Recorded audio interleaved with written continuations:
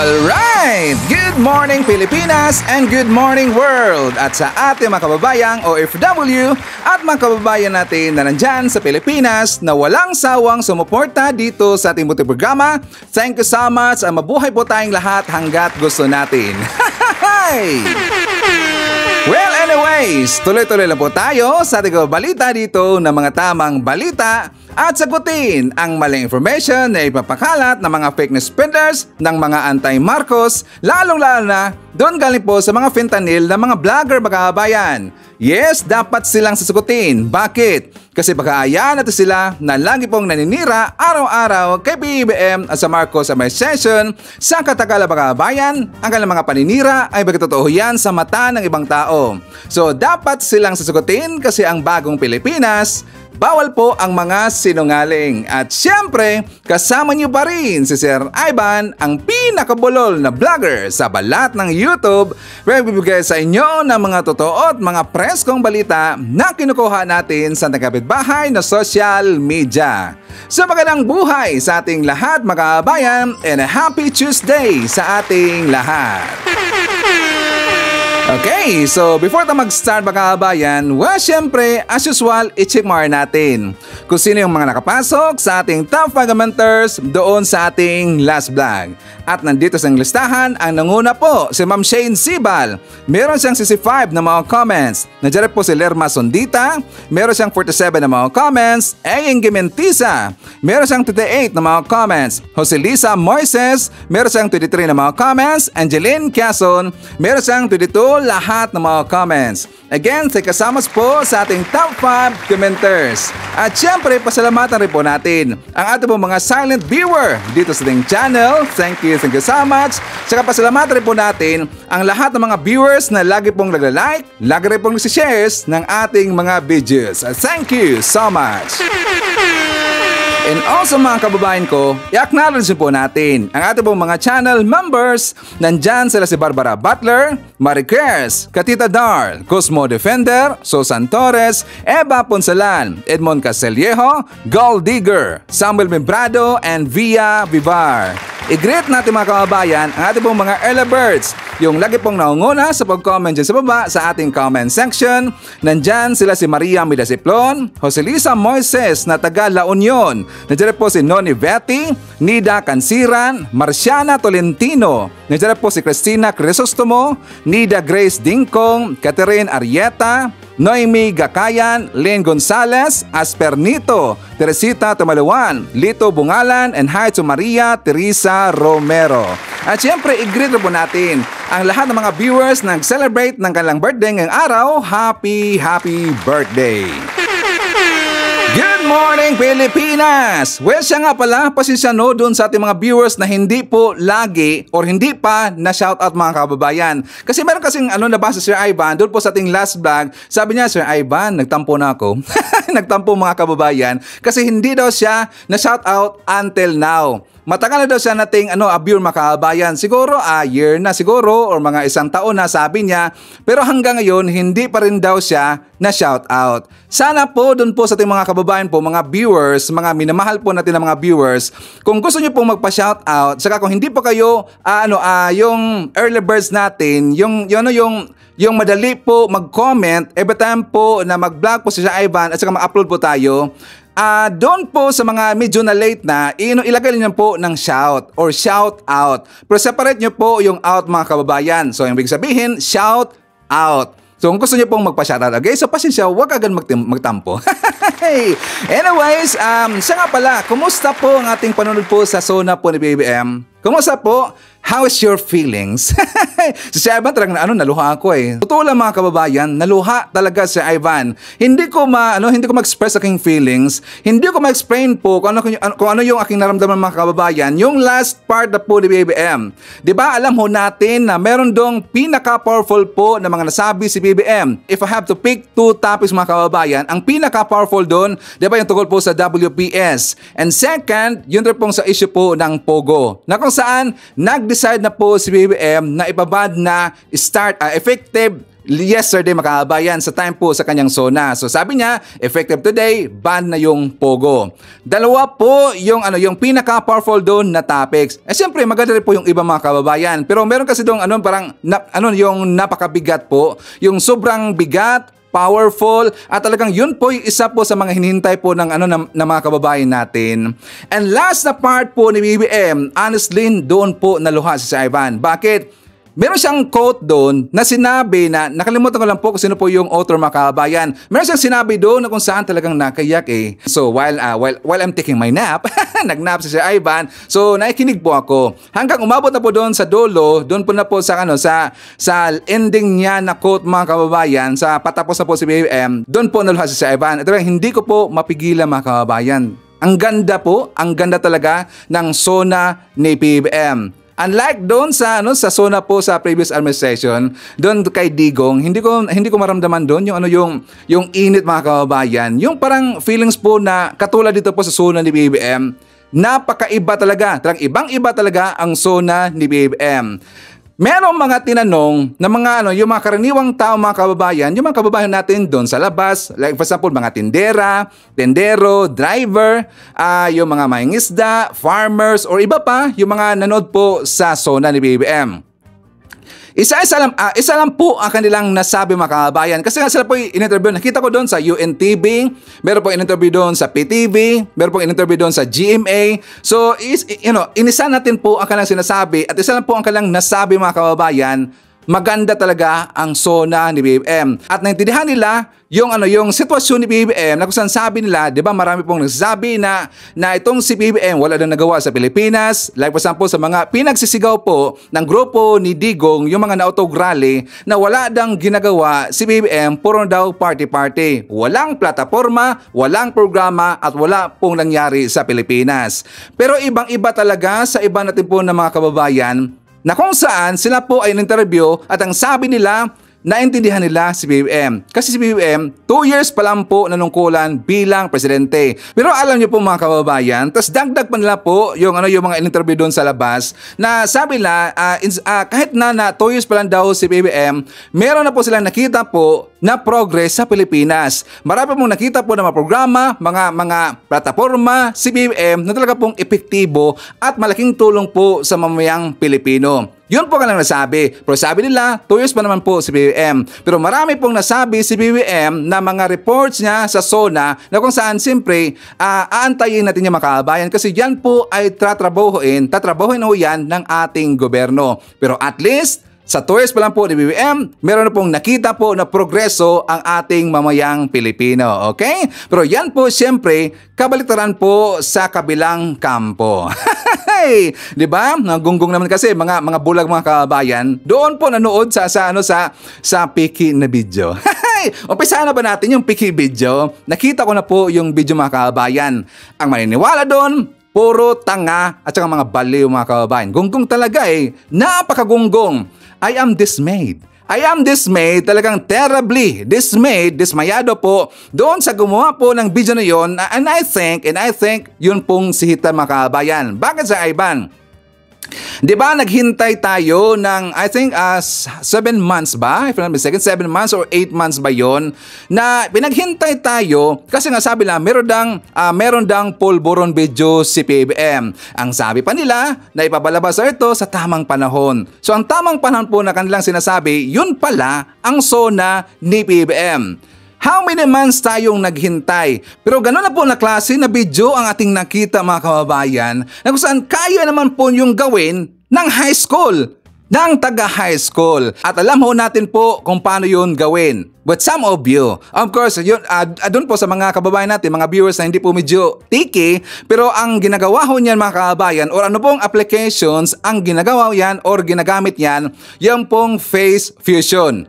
Actually, dalawa po yung sikat na AI applications na pwede pong palitan po yung mukha. Una, yung face fusion. Pangalawa, yung pong deepfake mga kababayan. So dalawa po yung sikat na applications na AI, pwede pong palitan po yung mukha po ng tao na yon. 'Di ba? Face fusion at saka yung isa, yung deepfake mga kababayan. Tingnan nyo po, bakit ako dismayado nito? Kasi nga, ang laki ng bayad sa kanila eh. Hindi ba lang tayo na challenge? Hindi ba lang tayo pinagpawisan mga kababayan? Sabi nila nung nakita daw natin yung video, abay takot na takot daw yung mga lolista. Takot na takot daw yung mga pro-admin ng mga vlogger. Nagkagulo daw mga kababayan. Nagkagulo ba tayo? Natawa nga ako eh. Sabi ko, ang tanga naman ito. Napaka-easy naman ito gawin. Napansin ba natin, di ba, si Rocky at saka itong si Hitad? Kasi nakita po natin po yung pagsabi doon ni Rocky na si Hitad daw, Boljakera, yung ma-upload po ng YouTube. At saka ready na sila mga kababayan. Sabi na, mag-ready kayo kasi nga ito po tatanggalin kaagad. Baka daw gurgurin po itong video na to. So kapag meron ng go signal daw kay Boljakera, i-download daw kaagad at saka i-share, ipapalaganap nila kasi ito daw ay gurgurin po ng gobyerno ng Pilipinas. So meron po tayong ebidensya niyan na ito pong si Rocky ang nagsabi nun mga kababayan. At saka alam niyo po kasi nga ito pong grupo na to, si Rocky, si Glenn Chong, sila si Hitad, under investigation sila ngayon ng US. Kasi po si DND Secretary Gibo Chodoro nag-request siya sa US na ito po ay iimbestigahan. Pero ipakita ko muna sa inyo po itong sinabi po ni Rocky. For more details, let's watch this. Kayo, taas ang mga kamay. Pag nakita yan ng madlang bayan, magagalit ba ang Pilipino? Mabuhay po kayong lahat. Abangan niyo po ang world premiere. Ayan na, Siyempre, world premiere. Kay Boljakera. Ang date po, kasabay ng SONA ni Kasabay ng SONA, ha? Marathon. Pag pinanood niyo po yan, bibigyan kayo ng sandaling pagkakataon na mag-download. Kasi ang gagawin po nila yan, take down nila sa Facebook at saka sa YouTube. So kailangan, pag sinabi ni Boljakera, ngayon na ihanda nyo na ang pag-download at pasa-pasa na yan sa mga Viber groups. Dahil gugurgurin po yan. Gugurgurin po nila yan sa... Ay, hindi pala. Ang hindi nila magugurgur ay X, dating Twitter, at saka ang ano yung Chinese? TikTok. Pero unfortunately, sa Facebook, sa YouTube, gugurgurin nila yan. So, TikTok, kung meron kayong TikTok, at saka X, yan ang gamitin. At saka Rumble, yan ang gamitin para makita. Alam nyo, inaasahan namin kayo, ha? Hindi po pwedeng manggaling yan sa Pilipinas. Gurgur ang maglalabas niyan sa Pilipinas. Yan ang inaasahan namin sa inyo, dito manggaling sa inyo. Okay, so ito po ang ating ebidensya na si Rocky talaga yung nabigay po ng instruction sa kanilang mga followers na kapag i-upload na po ni Hitad doon sa kanyang YouTube channel mga kababayan, automatic nilang i-download at saka ito po ipasa-pasa na po kahit kanino. Kaya nga ito nag-viral mga kababayan. Nakita ko ngayon, nag-viral. Meron pong nag-upload niyan na ang nagngalan po ay yung kanilang follower na si Chrislam Junsay. Dito ko nakita yung video na yan kung saan dito po nag-viral. Umabot nga lang 9 million mga kababayan. 9 million in just 10 hours. So dito po sa ginawa nila, pagpasa-pasa po doon sa kahit kanino po na mga accounts, ito po isugo po ni Rocky at saka ni, siyempre kasama rin po dyan si Glenn Chong at saka itong Hitad. Silang tatlo dito po. Sila pong tatlo ang nagplano niyan. Pero kahit po na alam po yung batas ni Rocky, ginawa pa lang po niya mga kababayan. So talagang lumabag siya sa batas dito. At alam niya na ito po'y bawal sa Pilipinas. Kaya nga itong plano nila na dyan po nila pinagkalat, dyan po nila gin-premiere, ipinakita mga kababayan itong video na to dyan po sa Los Angeles, pati po sa Canada, kasi nga meron po tayong jurisdiction po sa Pilipinas sa batas ho natin. Kaya dyan nila pinakalat. Nung tinanong ko po yung tong video na to po ni Chrislam Junsay, nagtaka ako kasi nga ilan na po yung pictures doon at saka parang intended lang talaga dito po sa video na yung mga kababayan. Intended lang po ito sa pagpakalat po ng video na yan, sa pictures na yan, so kaya ginamit po yung account na yan. And the rest, wala pong ibang mga pictures doon aside po doon sa kanyang pamilya yata yan or mismong picture ba niya. Well, I am not sure. Hindi tayo sure kung talaga bang siya yung nakita natin po dyan sa picture na meron pong pangalan na Chrislam Junsay mga kababayan. Baka siguro, kinuha lang po yung picture na yan, ginamit lang po, at saka ito po'y madamay, itong mukha na to, ginamit dyan sa Chris Lam Junsay na account mga kabayan. Diba? Kung yan po ay hindi totoo, kung yan po, ang picture na yan ay iba pong tao, kawawa yan mga kabayan. So dapat na po, yan po ibisigan kasi dyan po kumalat, dyan po nag-viral ang video po daw ni BBM, na peking video ni BBM na kanila pong ipinakalat. So kung titignan ho natin mga kabayan ko, klarong-klaro talaga na yan po ay peking video. Isang deepfake or face fusion man yan. Kasi kung titignan po natin po yung kulay ng skin po ni BBM, kung napapansin natin, yung video na yan parang slow motion, parang static. Napansin ba natin? Static, slow motion, parang robotic. Bakit? Ganyan ba? Ganyan ba yung video sa mga totoo mga kabayan? Yung realistic talaga, yung totoo pong nangyari, ganyan ba? Di ba ang video po mismo, di ba, medyo may kabilisan, kahit kung i-slow mo man yan, may kita natin na talaga pong yan po ay totoo. Kahit i-slow mo ho yan, malalaman natin na yan po ay totoo kapag totoo po yung video, kahit i-slow mo ho natin yan. Pero doon po sa video ni PBM, dudang-duda. Maraming questions ho tayo. Doon po sa kanyang tenga na bigla lang pumuti mga kabayan, pag ganun niya, pumuti yung tenga. Pati nga yung lagayan ng sabi na yung white powdery daw na substance mga kabayan. Yung pinaglagyan nun ng di ba yan po yung lagayan kapag magpa-check tayo, magpa-examine tayo po ng ating ihi or stool mga kabayan. Di ba yan po ang ginagamit? Yung para pong sa tawas. Bakit ganyan ba ang lagayan ng mga, alam niyo po, yung Coke? Wag na natin pong bagitin po yung, alam niyo po, yung substance na yan kasi medyo red flag kasi sa YouTube mga kabayan. So yung Coke na yan, sabi lang yung Coke, I-N-E, ganyan ba ang lagayan? Parang nasa tawas, di ba? Kung si PBM, kung sakaling ako po si PBM, ako po'y trilyoner. Hindi naman sila billionaire, sila po ay trilyoner. Do you think ang lagayan niya sa Coke mga kabayan ay ganyan lang po, plastic po na transparent? Kung manood kayo sa mga video kung manood kayo po sa mga movies, di ba ang kailang paglalagyan mga kabayan, yung pong parang boxy po na silver color na parang lagayan po ng cigarette. Di ba nakita natin yan? Parang ginaganon po yan, parang make-up, pero siyempre malapad mga kabayan. Ayon po sa movie. So, ganyan pong ang lagayan, parang sa make-up, pag ganun, nandyan na po yung Coke mga kabayan. Tapos meron na pong gagamiton po na pang singhot nun. Yung parang ang tawag dito, nakalimutan kayo, pag inom kayo ng Coke, straw, yung parang straw po na semi-metal yan eh. Sabi na, parang semi-metal yan eh. So, dyan na po nakalagay. Hindi po yan ginaganon basta-basta mga kabayan. May pera po ang Marcos. Do you think kung totoo yan, ginawa ho yan ng PBM? Ganyan lang po ang lagay mga kabayan. Transparent na plastic. Gonggong talaga eh. Mga sinungaling mong gonggong na to eh. Parang hindi sila nanood, parang hindi sila ito nakakapanood pa ng mga hubis na ganyan, di ba? And one thing, meron pa akong napansin kasi ang sinuot po daw ni PBM, yung parang polo daw na green color. Green color na polo na parang barong mga kabayan. Di ba napansin ba natin si PBM na minsan na po yan nagsusot po ng barong na yung hanggang dito mga kabayan? Unless pupunta siya doon sa mga event po, yung mga ibang event. Pero kapag mga normal days lang po ni PBM, ang kanyang ginagamit po ng mga polo, hindi po barong, kundi hanggang dito lang po mga kabayan. Green na barong daw yon. Pero ang forma dito, parang galing po sa mga Chinese communist mga kabayan. Di ba? Diyan po galing. Kasi nga tinignan ko sa Google. Ano ba ang mga design po sa sinuot po ni BBM na katulad po doon sa mga Chinese communist mga kabayan? Meron talaga.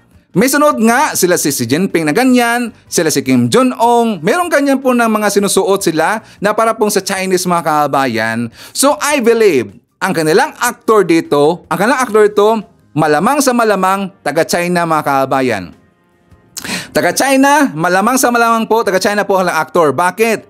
Nung gumanon po si BBM, di ba parang sininghot na daw, tapos gumanon si BBM.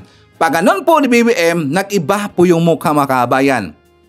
Nag-iba yung mukha. So nakita namin dito, nung pinost na yan, nung pinost po yung picture na yan, yung video na yan, dyan sa portion na yan, nag-iba yung mukha. Ang ibig sabihin, hindi ho yan na-cover po dito na area sa deepfake po na applications. So nakita po yung mismo kung sino yung actor. Iba po yung mukha. Parang ang si Ted eh. Si Ted. Parang ang si Xi Jinping eh. Eh siya nga pala, speaking of Xi Jinping, pag-usapan natin po mamaya itong si Xi Jinping. Okay, so dito muna tayo po sa video. Kasi nga talagang tanga yung maniniwala dito. So kitang-kita ho natin yan po ay peke talaga. Okay? Kayang-kaya naman natin gawin yan. Ito po yung sample mga kababayan. Yan po example yan, no? Sino ba nandyan? Si Rode, si Baste, at saka si Sara. Kayang-kaya po. Ay, siya nga pala, dito kay Digong, kay Baste, at saka kay Sara. Example lang ho yan. Yan po example po sa deepfake na video. Pero ang ginamit dyan ay face fusion mga kababayan. Ang face fusion, libre lang ho yan ma-download dyan po sa Play Store. Napaka-easy lang ho yan. Diba? Tas malaking budget po dito ang na-autograle. Tas ganyan lang po na video ipinakita nila sa atin. Napakasimple lang. Kayang-kaya ho yan ng high school po na students. Diba? Talagang dismayado ako eh. Dismayado ako eh. Yung IT na yun, sino pang gawa nito? Gonggong talaga eh. At dapat hanapin po kung sino tong aktor na to. Kasi nakita po ang kanyang mismong mukha mga kababayan. Okay? So, before tayo pupunta doon sa issue po, di ba nabanggit ko itong si Xi Jinping. Pag-usapan po natin itong si Digong. Pag-usapan rin po natin si Bongo. Pag-usapan rin po natin itong si Sara Duterte. But before that, ipapakita ko muna sa inyo po yung video po ni DND Secretary kasi meron siyang statement dito at nanawagan siya sa US na ito po ay iimbestigahan. For more details, let's watch this. May nagpakita po sa akin kanina lang ng isang video na di umano'y maisog na convention sa Los Angeles, California kung saan nagpalabas po sila ng isang video na ang gusto po nilang palabasin, ito po ay video ng ating Pangulo na may ginagawang hindi kanais-nais. Pero kitang-kita po dito sa video na hindi po yan ang ating Pangulo. Peke po ang ginawa nila na video at obvious po na ito ay gawa-gawaan lamang. Ngayon, maliwanag na po sa akin, mga kababayan, na meron po talagang matinding plano na i-destabilize po ang ating gobyerno. Nag-umpisa po ito sa mga fake na mga news tungkol po sa Armed Forces of the Philippines at Department of National Defense. Tapos nagprogreso po ito sa di umano'y walkout na hindi naman po nangyari. Pagkatapos po ngayon na curiously po, araw po ng SONA, naglabas po sila ng peking video at sa Amerika pa. Bakit po sa Amerika? Yan po siguro ay parte ng plano nila upang sila po ay hindi masubject sa jurisdiction ng Philippine authorities. Kaya sa ganun pong pangyayari, kami po ay nananawagan sa authorities po sa Estados Unidos na imbestigahan po itong insidente na ito upang ang mga malisyosong nasa likod nito ay maharap sa hustisya. Kami naman po sa Department of National Defense, 10 ng lahat ng ahensya, kaanib na po ang Armed Forces of the Philippines, ay naninindigan na solido sa likod ng liderato ng ating Pangulo, President Ferdinand Romualdez Marcos Jr., ang constitutional chain of command at ang ating saligang batas. Etong mga isip-batang mga attempt na mapahina ang ating saligang batas at mga institusyon ay mariin po naming tututulan at lalabanan. Kami po ay makikipag-ugnayan at makikipagtulungan sa lahat po ng ahensya ng gobyerno upang masugpo itong mga nasa likod nitong hindi kanais-nais at karumal-dumal na plot na ito o mga gawain na ito na at kung ito ay may kaugnayan sa mga iba't ibang mga puwersa na hindi ka nais-nais.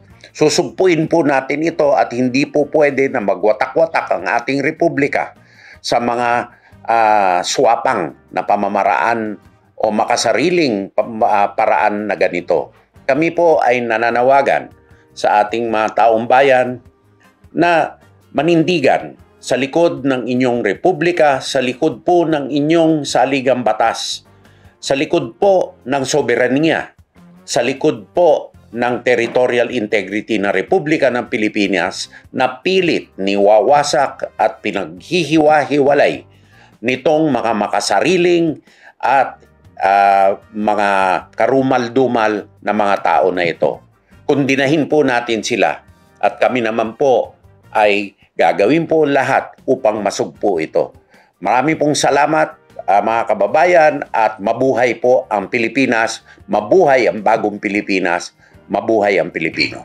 Dapat lang talaga na sila po siseryosohin dito ng ating gobyerno mga kababayan. Kasi kapag hindi sila action nandito, gagawin nila at gagawin pa rin po nila yan. Di ba? Parang sila ditong parang aabusuhin nila ang ating gobyerno, aabusuhin nila ating batas na kung saan ay okay lang pala. Di ba yan lagi po ang kanilang mga pinag-iingay, ang kanilang press freedom, ang kanilang karapatan pantao, sinusupil daw. Yan po ang lagi nilang pinahawakan. Pero ito po ay talagang sobrang-sobrang ito. Paninira kay PBBM, gumagawa po ng mga peaking video, deepfake, AI na video, face fusion po na video, kung saan ito po ay nakasira talaga. Doon po, lagpasan po sa ating po mga kababayan po ng mga hindi po yung mga tiki masyado, yung hindi po nagmasid-masid, hindi po mapagmatyak at hindi po nagtatanong po sa mga pro-admin na mga vlogger, na mga pro-admin po na mga supporters. Kapag makita nila yung video, maniniwala sila kagad mga kababayan, di ba? Yan kasi ang problema. Kung tayo po ay nag-iisip, doon po sa video pa po, sa pinakita nila na peaking video po ni BBM, yung dito na area po ni BBM, napansin ba natin, umiitim mga kababayan? Dito na area, umiitim siya. At saka konting galaw lang po ni atong sino man yung gunggong na yun, nasa video na yun, umiitim dito, pati po ang kanyang buhok, iba po yung buhok ni BBM. Yung pong nakasanayan niya na hairstyle niya mga kababayan. Kasi kung napapansin niyo po, kasi itong year na to, which is 2011 to 2012 daw ito nangyari daw itong paggamit daw ng mga illegal na substance daw ni BBM 2011 to 2012. So ang lagi pong hairstyle sa panahon po ni BBM na year na yan, di ba kilala natin si Kimpi De Leon? Yung si Kimpi mga kababayan, ang buhok po ni BBM, ang kanyang style, nakita ko na yun meron siyang vlog noon, nakalimutan ko anong year yun, meron siyang vlog po si BBM, na parang nabanggit niya itong si Kimpi.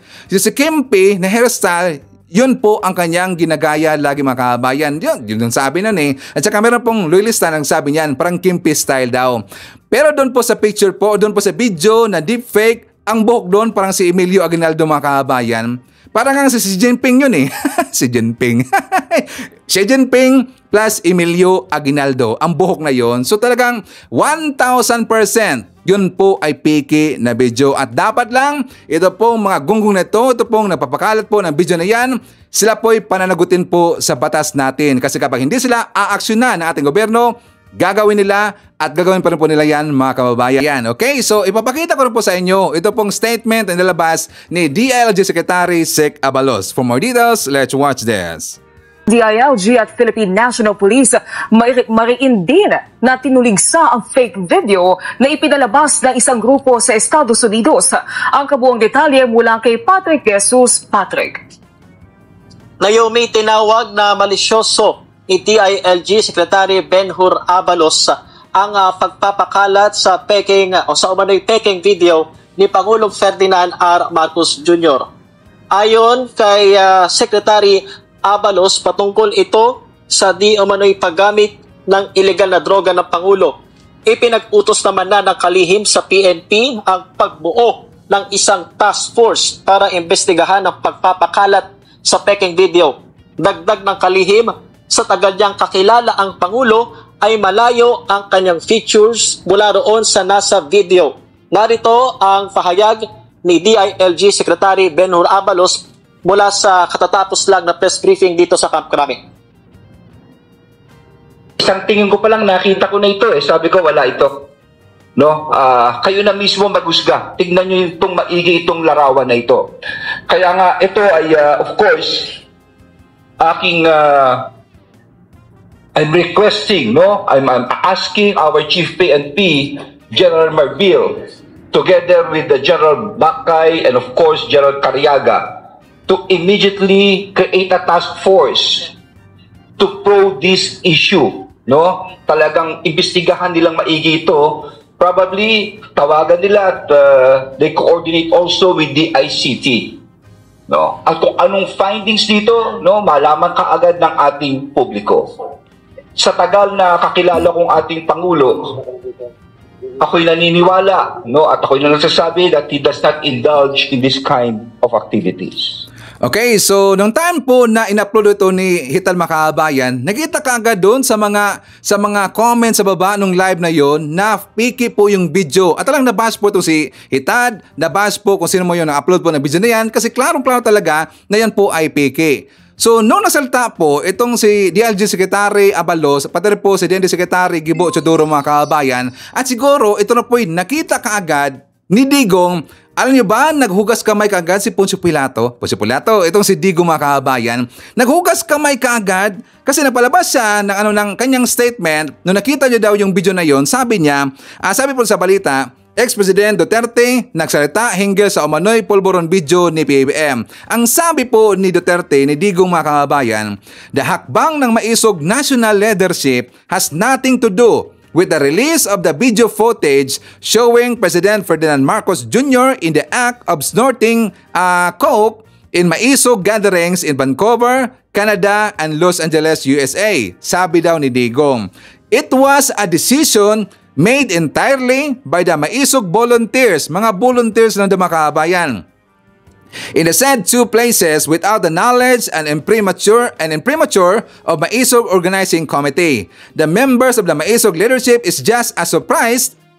Na-surprise daw sila as the rest of the country when they saw it for the first time. Tingnan nyo si Digong, hugas kamay kagad mga kabayan na wala lang kinalaman po yung maisog, hakbang na maisog national leadership, wala lang kinalaman, kundi ang napakala na daw noon, sila daw yung mga supporters, sila si Rocky, itong si Hitad, si Glenn Chong, at saka wala lang kinalaman yung pamunuan daw ng mausog rally nationals, kundi yung mga volunteers lang.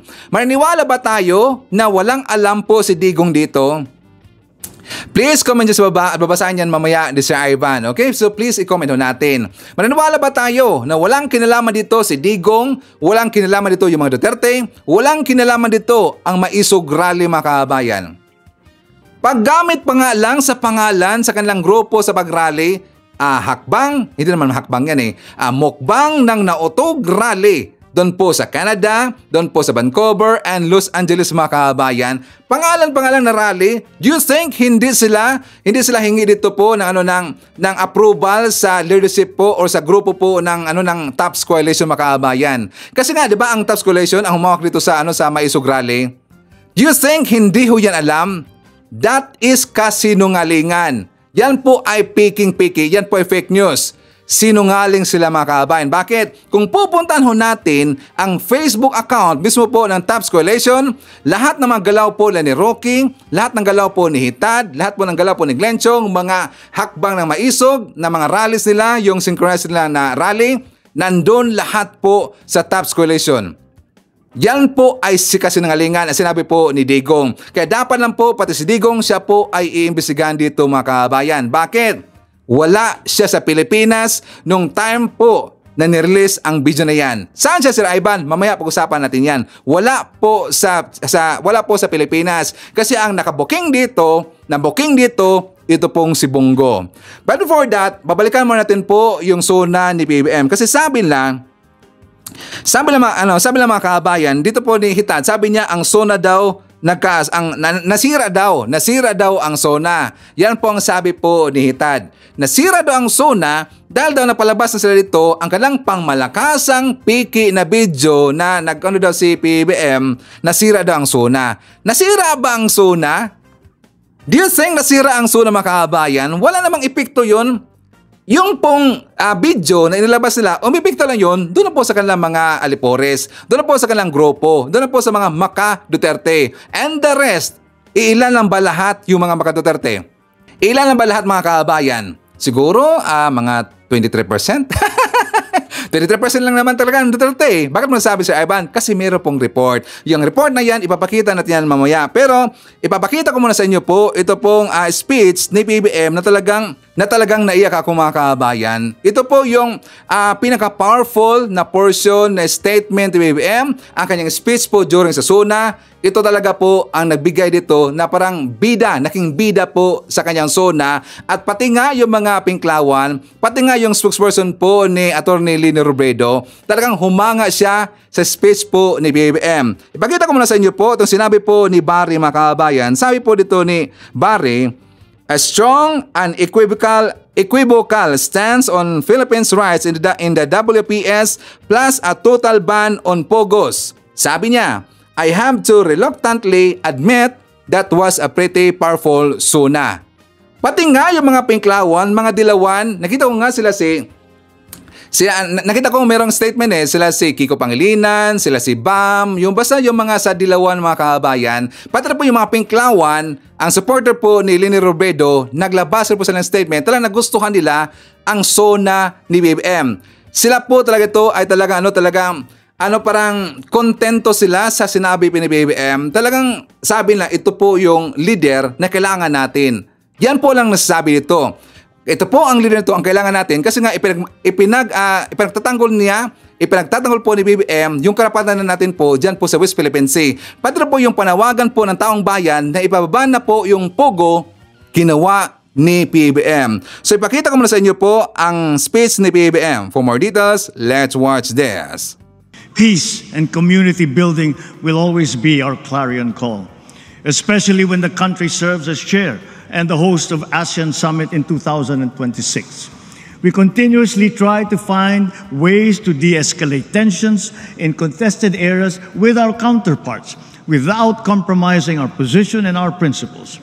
I know that our neighbors too are doing their best to make this work. The Philippines cannot yield. The Philippines cannot waver.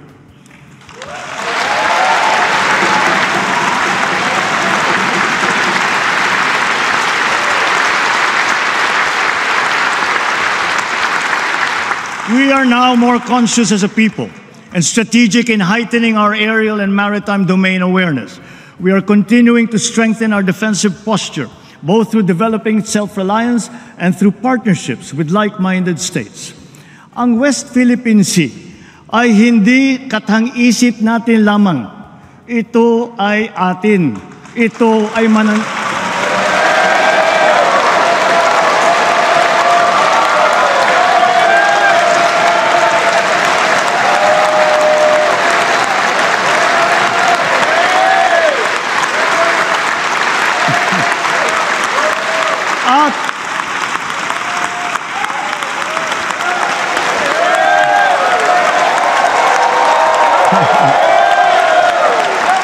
At ito ay mananatiling atin hanggat nag-aalab ang diwa ng ating minamahal na bansang Pilipinas.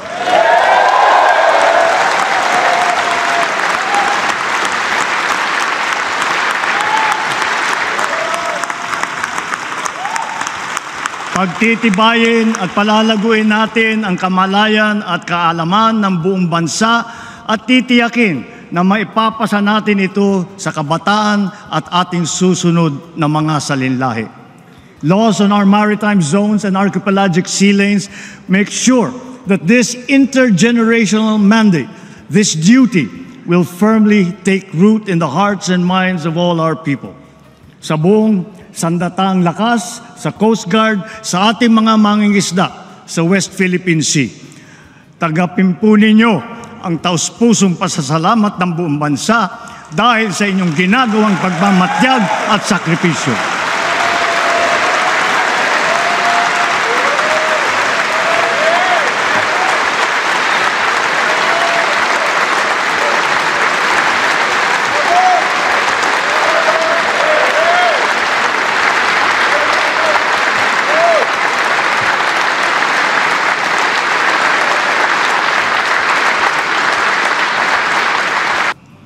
At ngayon po, naririnig po namin ang malakas na sigaw ng taong bayan laban sa mga pogo.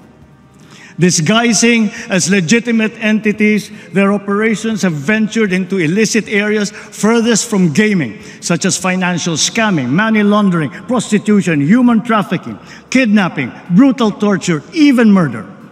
The grave abuse and disrespect to our system of laws must stop. Kailangan nang itigil ang panggulo nito sa ating lipunan at paglalapastangan sa ating bansa.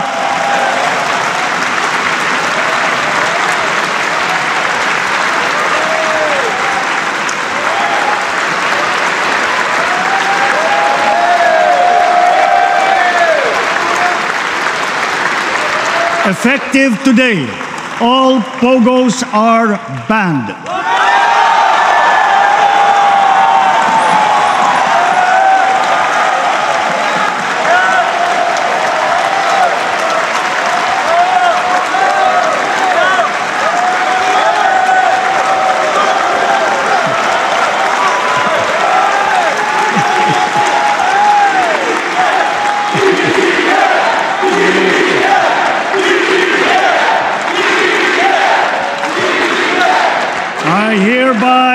I hereby instruct PAGCOR to wind down and cease the operations of POGOs by the end of the year.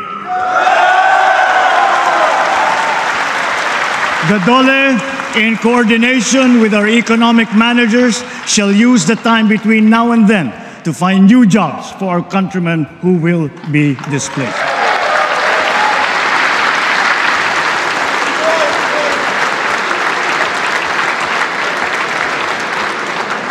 This will solve many of the problems that we are encountering. It will solve many of the problems that we have been encountering, but it will not solve all of them. To solve all the problems that we have been suffering under, all officials, law enforcers, workers in government, and most of all, the citizenry, must always be vigilant, principled, and think of the health of the nation. So, ladies and gentlemen, let me end by recalling the words of a great man. Let not anyone pacify his conscience by the delusion that he can do no harm if he takes no part and forms no opinion. Bad men need nothing more to compass their ends than that good men should look on and do nothing. He is not a good man.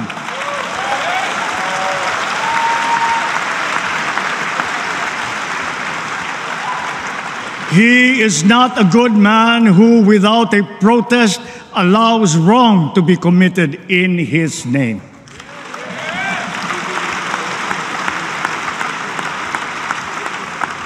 Mga minamahal kong kababayan, lagi po nating labanan ang mali at ang masama. Lagi po nating ipaglaban ang tama at ang mabuti. Lagi po nating mahalin ang Pilipinas. Lagi po nating mahalin ang Pilipino. Mabuhay po kayo at mabuhay ang bagong Pilipinas. Maraming salamat po.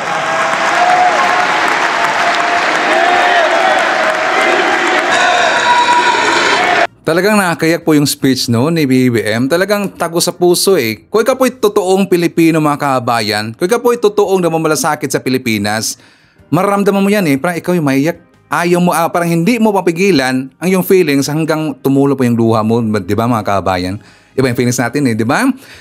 Magaling talaga si BBM. Pero dun po sa kanyang topics, siya nga pala, may mali si Sir Ivan, wala palang author yung last po na sinabi ni BBM. Di ba sabi ko, nakalimutan ko kung sinong author nyon. So ang author pala nun, mismo si BBM. So siya na po ang nagsulat ng mga kabayan. Talagang maganda po pagkasulat ni BBM. So yung topic na yun, na dalawa na yun, di ba sabi ko na powerful yun na topics. Kasi ito pong dalawang issue na to, ito po'y napaka-controversial, ito po'y lagi pong pinagsisigaw po ng taong bayan. Una, yung WPS po na issue.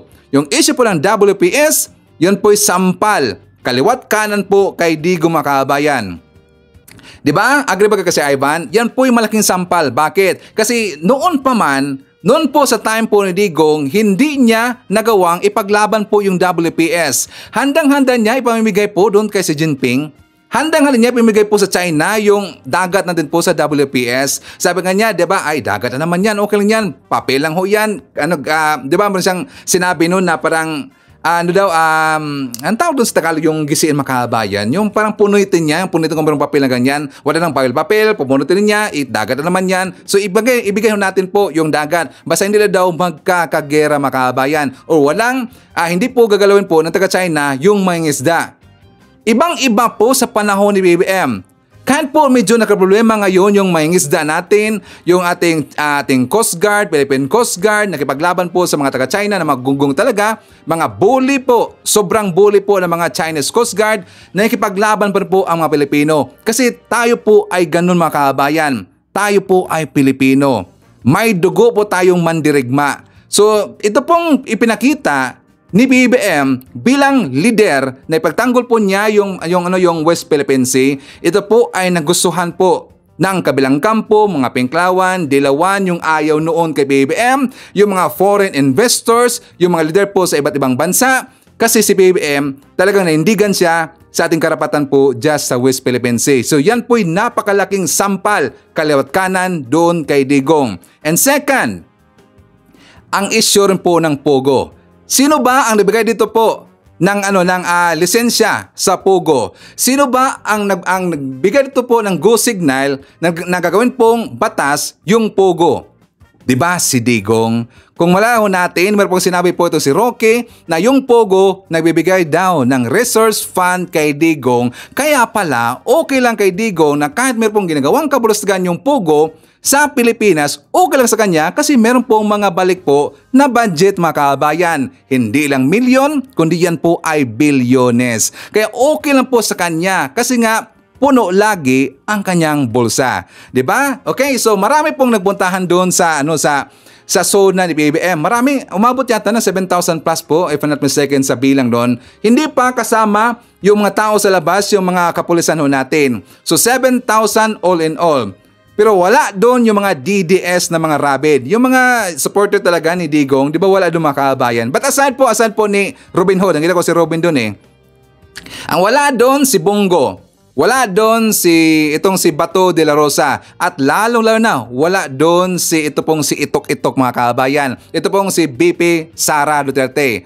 Saan siya, Sir Ivan? We found out na nandun pala sa Bohol mga kabayan. Hindi daw siya manonood po ng zona ni BBM, even sa TV, even sa cellphone, or anumang gadgets na yan. Ayaw niyang manood po sa zona ni BBM kasi nakisimpatya daw siya doon po sa namatayan na isang vice governor doon sa Bohol mga kabayan. Di ba alam niyo pag-utak nito ni Sara, no? Ang zona, one time ho yan mangyayari. Ang zona, mahalaga ho yan.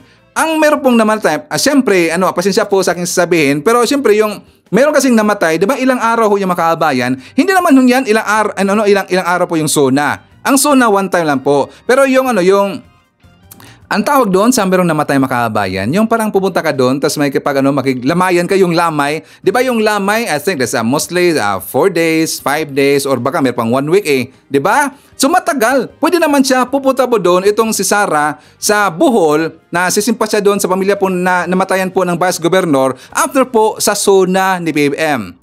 Yung pag-skip ni yung pag-skip po ni BP Sara sa zona makabayan, ito po intentional. Bakit? Kasi takot na takot siyang tatanungin naman po siya tungkol sa zona. Kung ano po ang kanyang masasabi sa zona ni BBM. Baka kasi ang kanyang masagot dito, itok-itok na naman.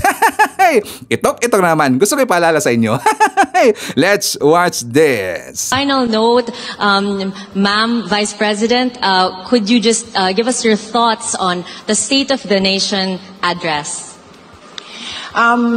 Yes. So initially, the State of the Nation of President Marcos, I think everyone or many of those who do not understand economic numbers were overwhelmed with the numbers in the first part of the speech. That was, I think, the reason why it took a long time for people to start clapping, because the economic part was in the beginning, and many people really do not understand economic numbers. But another observation of mine was immediately after the speech of the president. While I was going home, I was talking to one of our writers in my office, and I told him that I really liked how the speech was written, because I do not write that way, and I truly appreciated the form that that speech was composed. And as a cabinet secretary and one who is the other half of the unity team, I would say that the State of the Nation of address of President Marcos was on point and perfect. Ang hirap naman ito intindihin ni Saray. Ang hirap intindihin, parang po ganun-ganun talaga eh. Ako nga nahirapan ko, ang sakit sa ulo. Hindi ko lang sana i-play itong video ito. Sumakit ang ulo ko eh, hindi ko maintindihan. Itok-atok. Kaya siguro siya nag-umiskip po sa zona ni BBM kasi natakot siya. Tatanungan naman po siya mga kabayan, di ba? Punta siya doon sa Bohol. Tsaka, siyempre, siguro, nanood lang po ng Netflix mga kabayan. Nanood ng Netflix doon sa Lamay. And also, at saka, isa rin po dito sa ating nalaman, ito pong si Digong, kasi meron palang invitation po si Digong sa zona mga kabayan. Pero hindi siya dumating, hindi siya napunta doon sa zona ni BBM. Bakit? Ayon po dito kay Bongo, dito natin nalaman na ito pa lang si Bongo, ito pa lang si Digong mga kabayan, nandun pala to sa China. Sabi po ito sa balita, Digong absent sa zona, napagod galing China, sabi daw ni Bongo. Sabi ni Bongo, nasa Davao eh, he's in Davao. I'm not sure, I think he came from China. He's kind of tired. He's in Davao, sabi po yan ni Bongo makabayan sa Ambos interview last July 22. So napakalaman natin, si Digong nandun pala sa China, tapos kakarating lang mga kabayan, parang parang something wrong, parang nag-coincide eh. Nandun si Digong sa China, yun po ang time inilabas nila yung video. Diba gets man natin? Hindi kaya nagkaroon dito ng go signal itong si Xi Jinping? Nagkaroon dito po ng agreement si Xi Jinping at saka si Digong na, ay pre, ipapalabas namin po yung video ni na pulburon video. Baka ano bang makuha natin diyan? Ano bang meron diyan?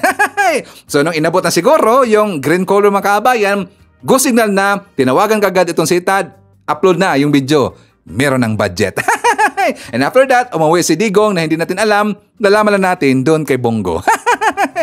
Gong talaga eh. Tapos salot ng lipunan, traidor sa lipunan, di ba? So dapat talaga itong si Digong imbisigan na po ito mga kabayan. Hindi lang po yung si Tad, hindi lang po yung si Roque, hindi lang po yung si Glenn Chong. Dapat idamay rin po itong si Digong kasi siya po yung head po ng nautog rally mga kabayan. Diba? So alam niyo po, natawa ko dito eh. Natawa ko dito kay Sas kasi natakot si makabayan. Meron kasi na-post itong si Sas. Sabi niya na parang itunuro niya ito pong si Roque, itunuro niya yun doon sa US, si Tad, si Glenn Chong. Kasi sabi niya, maganda yan, kasuhan nagpalabas sa Amerika daw. Sabi niya maganda yan, kasuhan nagpalabas sa Amerika para mapatunayan na deep fake nga. Diba? Itinuro niya kagad yun nandun sa US. So siya po rin po dito ay naghugas kamay makabayan. Diba? Atas nung time na yun na inilabas po yung video na yun, kasama rin po siya dito na nagpakalat po ng video makabayan. Diba? Sabi nga niya, napanood ko na ito. Protect the people daw. Sabi niya, protect the people, napanood ko na. Ibig sabihin, isa na po siya dito nagpapakalat din po ng video. Pero hindi niya totally na ginpost sa kanyang account makabayan. So playing safe po itong si Sas. Pero ang dapat talaga managot dito, si Roque, si Tad, si Glenn Chong. Ito pong si Digong makabayan, di ba? So before na mag-jump po sa next topic, isa naman natin. Nandyan po si Faye Brunyola, Renato Baliner, Jovi Montero, Lolita Lopez, Antonio Payos, nandyan po si Den Cristina Sordilla, Mary Jane Tan, Isay Vlog, Heart to Eds Villarreal, nandyan po si Liani Reed, Call Me Hannah, Hi to Harold Emperador, Marcos Lostanias, Gloria Marquez, Michael Vinas, Rose Guevara, None Florin Hills, Sarah Bertman Blag, nandiyan po si Emmy Mapalad, Severino Calob, JR 1213, nandiyan po si IBB Alonso, Alicia Leak, Marilo Bidnarek, Darrell B. Banyares, Nestimar Laksao Maniklang, Gemma Sampelo Camarines, Apple Nash, and hi to Florendo Min. Okay, so ipakita ko sa inyo yung mukha po ni Tikia Makabayan. Ang mukha ni Tikia. Anong nangyari niyo, Sir Ivan? Kasi nga, naghanap sila ng butas doon doon po sa zona ni BBM.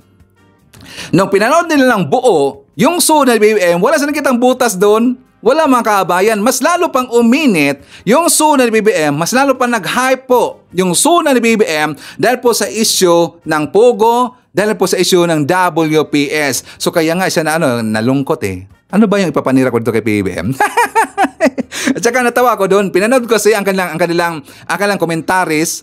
Nakita ko doon kasi yung komentaris doon sa zona mga kabayan, nakasama diyan si Tikia. Mga positive naman kasi ang sinasabi po ng kanyang makasamaan diyan. Si Tikia lang po lagi ang merong negative na sinasabi. Yung kanyang kasamaan po ng mga host dyan po or anchor dyan sa komentaris nila doon sa pag-cover na ng zona, si Tikia lang po ang balintong doon. Kaya nga siya parang wala siyang kakampi. Walang kakampi si Tikia.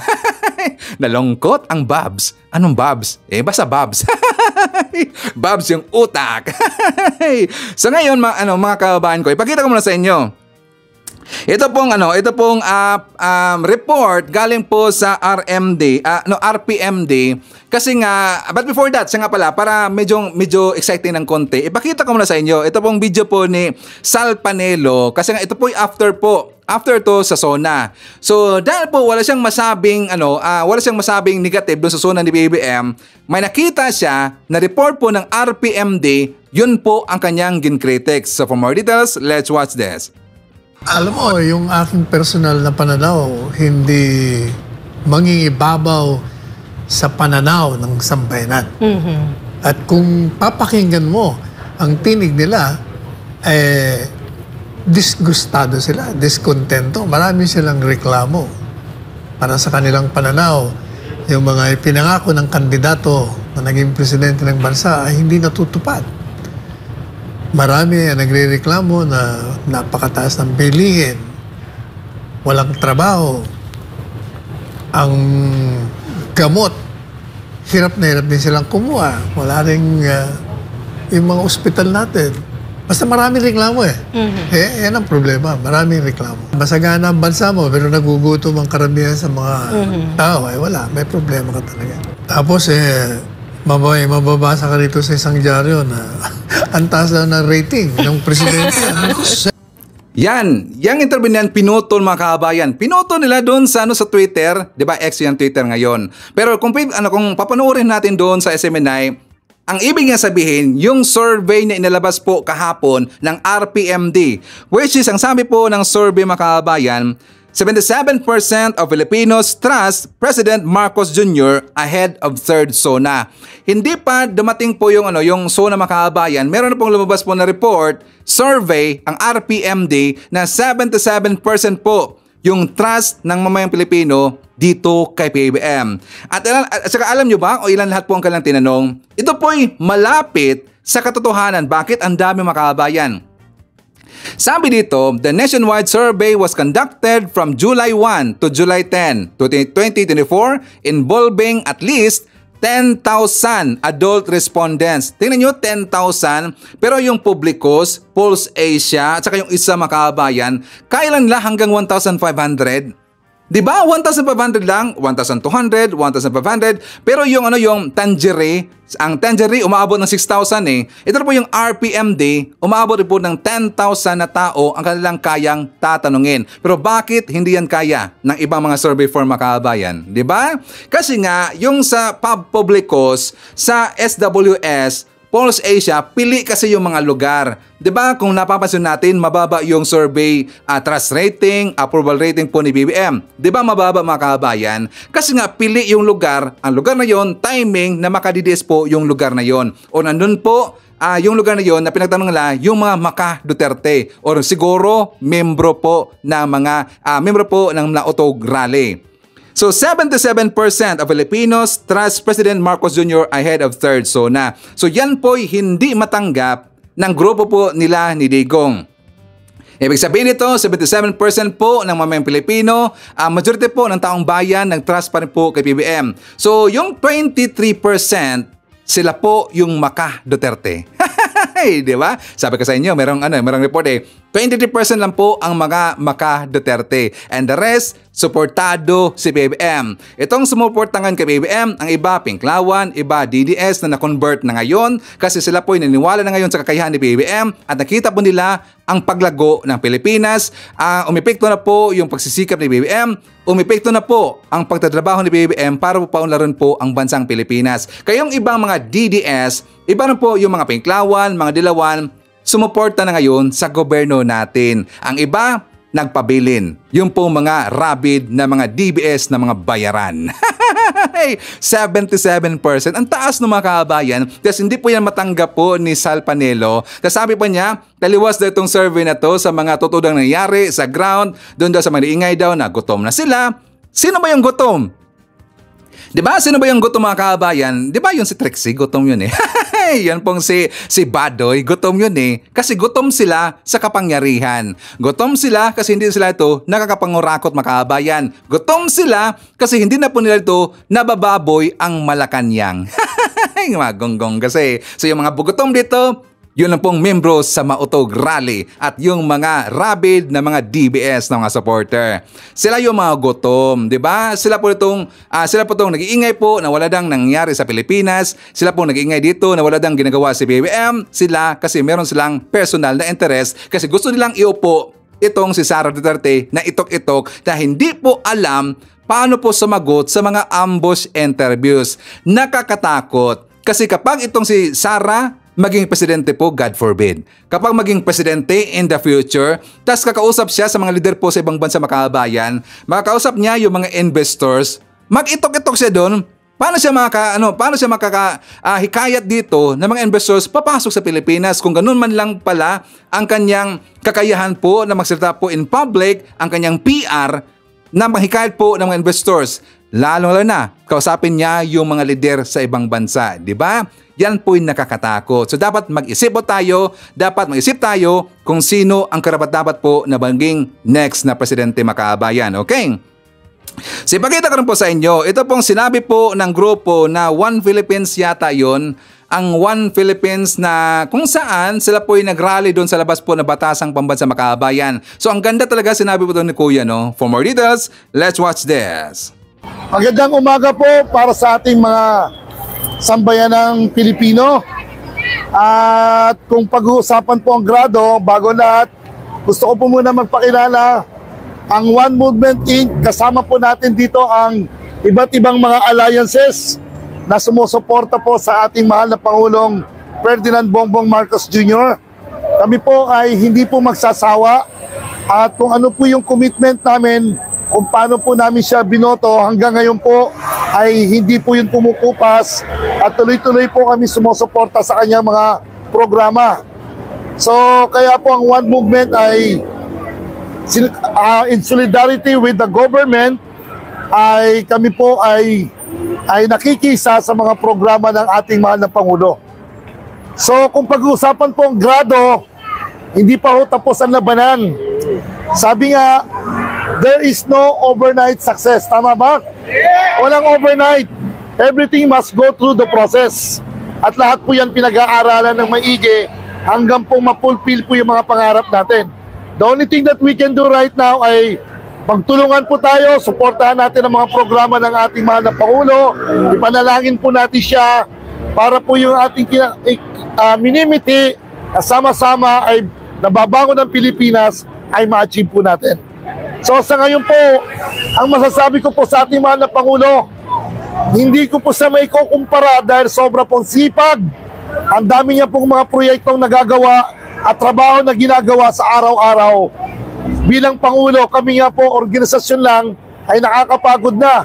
How much more ang isang presidente ng problema po ng 110 million Pilipino ay kanya pong inatupag. Kaya po, saludo po kami sa aming mahal na Pangulong Ferdinand Bongbong Marcos Jr. One movement! One movement! Yes, yes, yes! One movement! One movement! Yes, yes, yes! Sir, in behalf of One Movement, mensahe niyo po para kay Pangulong Bongbong Marcos. Mahal namin Pangulo, we will never fail our commitment, our trust and confidence with your leadership is still 100% with One Movement and the rest of the alliances. Yes, yes, yes! One movement! One movement! Yes, yes, yes! Grabe, sir. Maraming salamat, sir. Yes, rain or shine. That is what we call commitment. Ganon dapat sana mag-isip noon yung kabilang kampo, no? Problema kasi dito, sila po'y salot ng lipunan eh. Mga salot ng lipunan. So anyways, kasama rin po natin si Caroline Campos, nandiyan po si Victor Robin, Rosalie Cartera, hi to Helen Martinez, Junits Jax, nandiyan po si Bebe Garcia, Jess Tobto from Calamba, Laguna, hi to Vivian Torne, JV Bautista, nandiyan po si Maria Victoria Vasquez from Japan, hi to Ashen, Evelyn Garcia, Lito Bungalan, Jillian Quezon, and hi to Jolly Dolay, Risa Fraines at Ima Flores from Malaysia. Okay, so yan po ating nakalap ng mga balitang ngayong araw. Kung nakaabot ka po sa portion na to, sana nakapag-like na ho tayo. Libre po ang mag-share, libre din ang mag-subscribe. Again, maraming salamat sa mga viewers na hindi nag-skip ng ating mga commercials. Thank you so much. At before natin tatapusin ang ating programa ngayong araw, sana sabayan nyo si Sir Ivan para sa ating live messaging prayer. Diyos ko, maaari akong makatagpo ng ilang mga hindi kasiya-siyang bagay sa aking buhay araw-araw. Ngunit ang mga dagok na ito ang napapalakas sa akin. Bukod sa mga malulungkot na nangyari sa akin, marami ring mga bagay na nagpaparamdam na mapalad ako. Kaya sobrang napapasalamat pa rin ako sa mga biyaya ng Diyos. Hindi mahalaga kung ito ay tila mabuti o masama. Naniniwala ako na mayroong iyong mabuting hangarin. Ang pagmamahal mo sa akin ay hindi mailalarawan at ang pag-aalaga at proteksyon mo sa akin ay hindi masusukat. Mula sa kaibuturan ng aking puso, ako ay nagpapasalamat sa iyo. Ito ang aking panalangin sa umaga ng pasasalamat. Sa ngalan ng ating Panginoong Jesucristo, Amen. So maraming salamat mga kababayan, and I hope to see you again on my next video.